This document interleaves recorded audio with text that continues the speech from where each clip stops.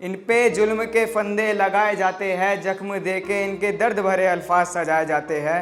और तुम पूछते हो कैसे बना जाता है शायर। यूं ही नहीं कोई शायर बनता, पहले दिल तोड़वाना पड़ता है, फिर शायर बनाए जाते हैं।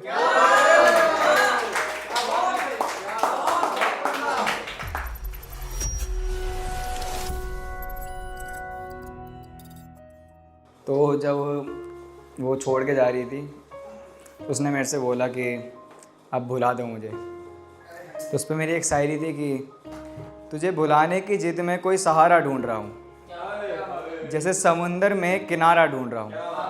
और तूने मुझे इस लायक भी नहीं छोड़ा कि किसी अच्छे इंसान पर भरोसा कर सकूँ। भरोसेदार इंसान मेरे लिए ऐसे जैसे रेगिस्तान में पानी और दिल्ली के आसमान में तारा ढूंढ रहा हूँ।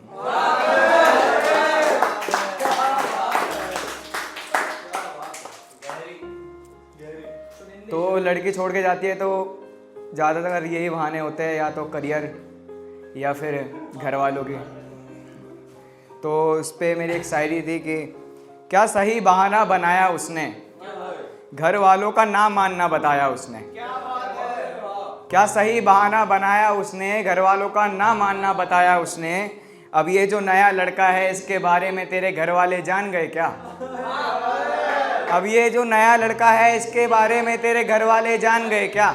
चल मेरे लिए तो नहीं माने थे, इसके लिए मान गए क्या।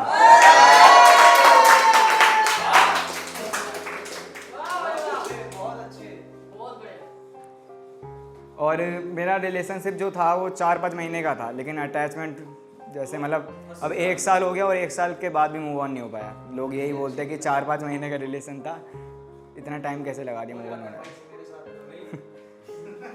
तो उस पर मेरी एक शायरी थी कि मोहब्बत का बुखार चेहरे की रंगत उतार ही देता है।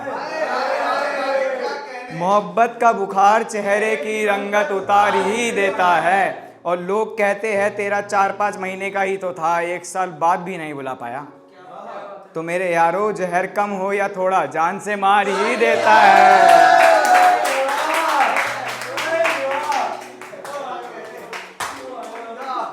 और किसी ने मेरे से पूछ लिया कि भाई शायरी वायरी कैसे लिखने लग गया, ये शायर कैसे बना जाता है। तो उस पर मेरी एक शायरी थी कि इन पे जुल्म के फंदे लगाए जाते हैं, जख्म देके इनके दर्द भरे अल्फाज सजाए जाते हैं। इन पे जुल्म के फंदे लगाए जाते हैं, जख्म देके इनके दर्द भरे अल्फाज सजाए जाते हैं। और तुम पूछते हो कैसे बना जाता है शायर। यूं ही नहीं कोई शायर बनता, पहले दिल तोड़वाना पड़ता है, फिर शायर बनाए जाते हैं।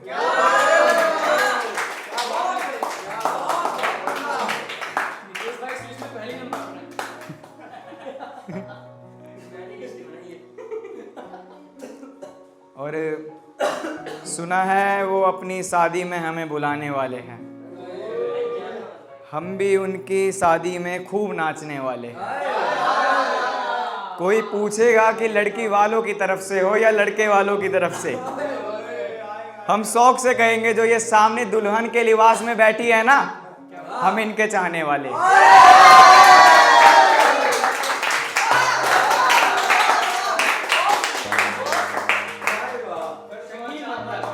और एक और शायरी थी, अब पता नहीं राइमिंग बनी है नहीं।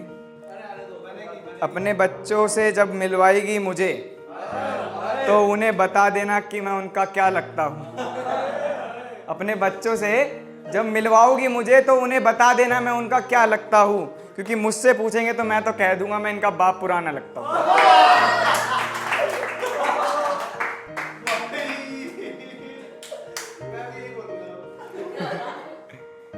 मैं हार गया तुझे पाने में, तू जीत गई मुझसे पीछा छुड़ाने में।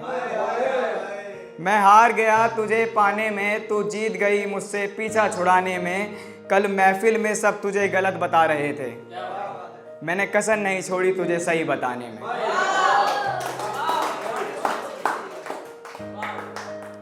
और एक और जो शुरू में रिलेशनशिप होता है तो एक दूसरे के नाम का पासवर्ड रखते हैं।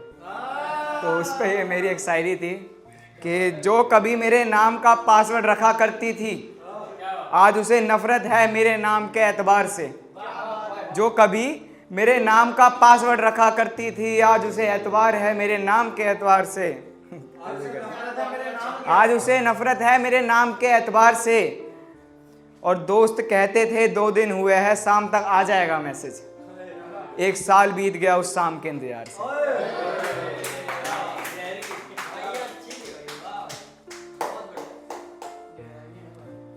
उससे बिछड़ने के बाद जिंदगी में फर्क बस इतना आया, उसकी जिंदगी में झील जैसी खुशियां आई और मेरी जिंदगी में दर्द समंदर जितना आया।